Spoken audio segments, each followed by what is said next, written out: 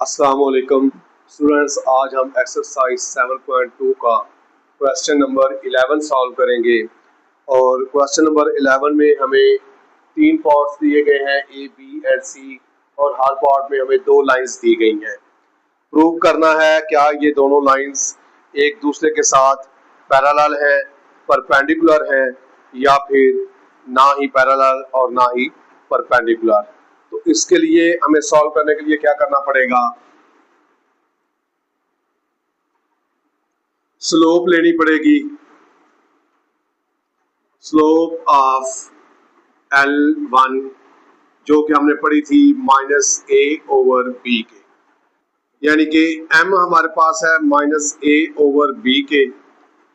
तो L1 में हमारे पास a x का कोएफिशिएंट होता है, ये हमारे पास है -2, और b y का कोएफिशिएंट होता है 1 is equal to -2।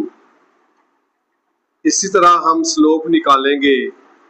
Slope of L2, slope of L2 में भी यही फार्मूला -a/b। तो यहाँ पर आपके पास माइनस फार्मूले का है, a आपके पास 4 है और b आपके पास 2 है। ये डिवाइड हो जाते हैं, 2 1s are 2, 2 2s are 4 is equal to -2. So m1 is equal to m2। हमने पढ़ा था जब दो लाइंस की स्लोप जो है वो बराबर आ जाए तो हमारे पास लाइन जो होती है वो पैरेलल होती है, हैंस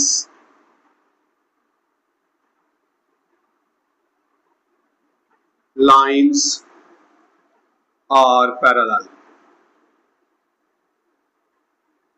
इसी तरह इसकी बी पार्ट को हम सॉल्व करेंगे। स्लोप निकालेंगे, L1 is equal to M1 -a/b। यहाँ पर x है हमारे पास -2, और ये जब उधर जाएगा x के साथ इक्वेशन ठीक होगी तो हमारे पास क्या बन जाएगा, -3। तो ये माइनस माइनस से कट जाएगा, ये 2/3 रह जाएगा, यानी कि L1 हमारे पास आ जाएगी 2x - 3y + 5। इसी तरह स्लोप निकालेंगे L2 की, M2 -a/b। तो ये आपके पास 3 है माइनस का, और b आपके पास प्लस का 2 है। या सो M1 M2 is equal to -1। M1 की वैल्यू 2/3 है और M2 की वैल्यू -3/2 है। तो ये 2 2 से कट गया, 3 3 से कट गया, -1 इज इक्वल टू -1। हमने पढ़ा था कि जब लाइंस एक दूसरे पर परपेंडिकुलर होती हैं तो उनकी जो स्लोप है दोनों को मल्टीप्लाई करें तो -1 आना चाहिए। तो ये प्रूव करती है lines are perpendicular.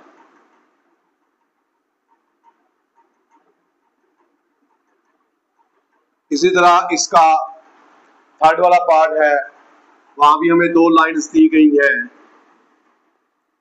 Slope find करेंगे। Slope of L1 is equal to -a/b। तो यहाँ हमारे पास a ये लिखा हुआ है, x के साथ a होता है -2 और b y, 2 1s are 2, 2 2s are 4। M1 हमारे पास आ गया -1/2। सेकंड लाइन की स्लोप फाइंड करेंगे। M2 is equal to -a/b। -a की वैल्यू है आपके पास 1 और बी भी है आपके पास माइनस का 2, ये माइनस माइनस से कट जाएगा और ये आ जाएगा 1/2।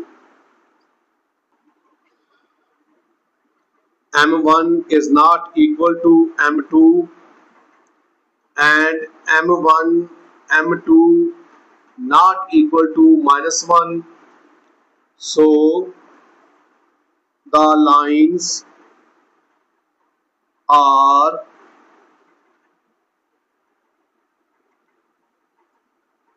neither parallel nor perpendicular।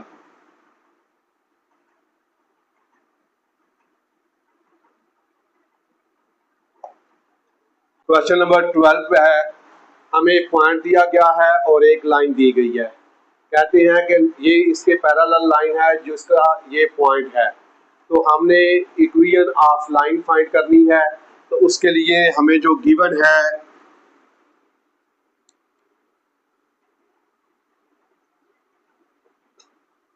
हमें पॉइंट दिया गया है -4 and 7 और लाइन दी गई है 2x - 7y + 4 = 0। तो हम स्लोप ऑफ लाइन पहले फाइंड करेंगे। स्लोप ऑफ लाइन का फार्मूला क्या होता है, M1 = -a/b। तो फार्मूले में क्या आएगा, -2/-7, स्लोप आ गई 2/7, माइनस माइनस से कट जाता है। Because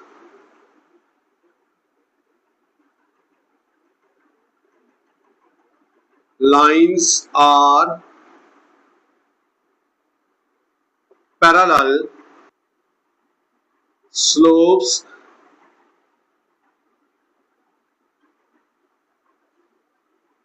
are equal। तो हमने रिक्वायर्ड लाइन फाइंड करनी है। सो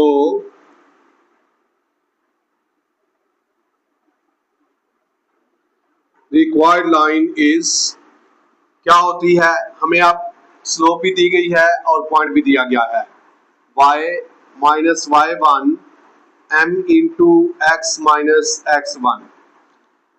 y - y1 हमें दिया गया है 7, स्लोप है हमारे पास 2/7, x - x1 है हमारे पास -4। ये इधर मल्टीप्लाई डिवाइड हो रही है, ये इधर डिवाइड हो रही है, इधर आएगी तो मल्टीप्लाई होगी। 7 × y - 7, 2 को अंदर मल्टीप्लाई करते हैं, 2x minus plus 2 4s are 8, 7y -7 7s are 49 = 2x + 8।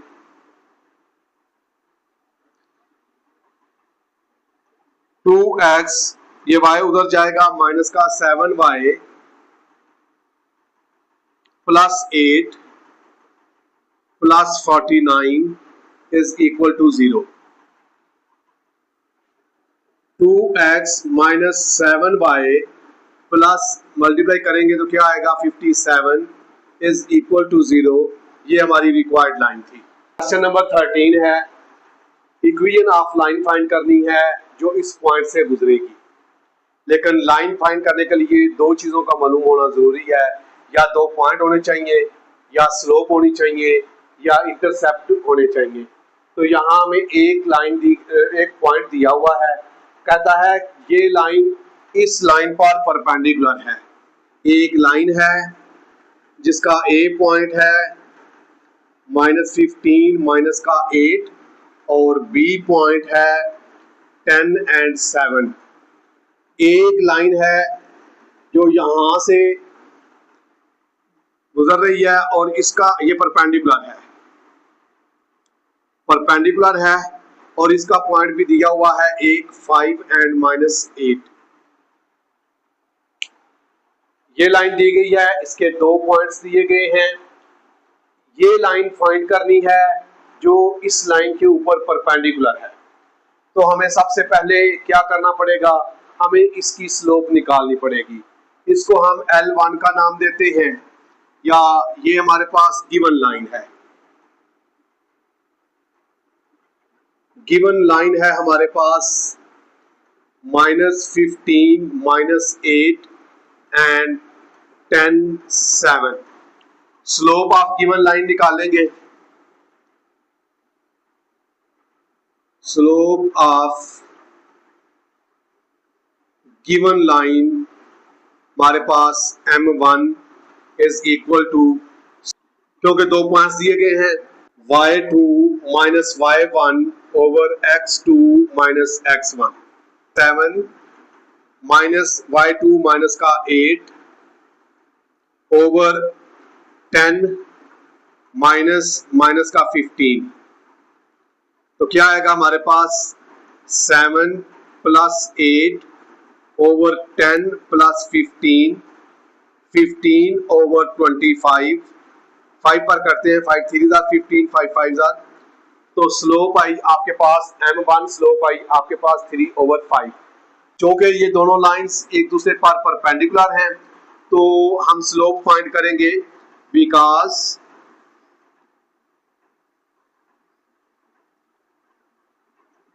because lines are perpendicular.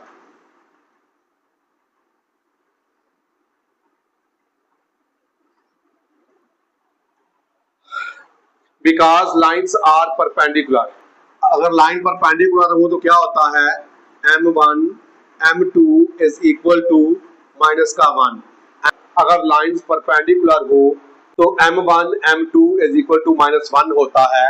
तो m1 हमारे पास है 3/5, m2 इज इक्वल टू -1। ये इधर मल्टीप्लाई हो रहा है, उधर जाएगा तो इनवर्स होकर डिवाइड हो जाएगा। m2 is equal to -1 multiply 5 over 3। ये डिवाइड था मल्टीप्लाई हो गया, ये मल्टीप्लाई था डिवाइड हो गया। तो m2 is equal to -5/3। Required line जो है उसकी हमें स्लोप भी मालूम हो गई -5/3, और उसका पॉइंट भी हमें मालूम है 5 एंड -8। तो रिक्वायर्ड लाइन क्या आएगी, formula y minus y1 m into x minus x1। Value put करेंगे, y इंटू माइनस का 8 माइनस 5/3 -5/3 इंटू x माइनस 5। ये इधर डिवाइड हो रहा है, इधर आएगा तो multiply y plus 8 -5 into x minus 5। तो क्या आएगा 3y plus 24 minus 5x plus का 25। यह आ जाएगा 5x plus 3y plus 24 minus 25 is equal to 0। ये आएगा 5x plus 3y minus 1 is equal to 0। ये हमारी रिक्वायर्ड लाइन है।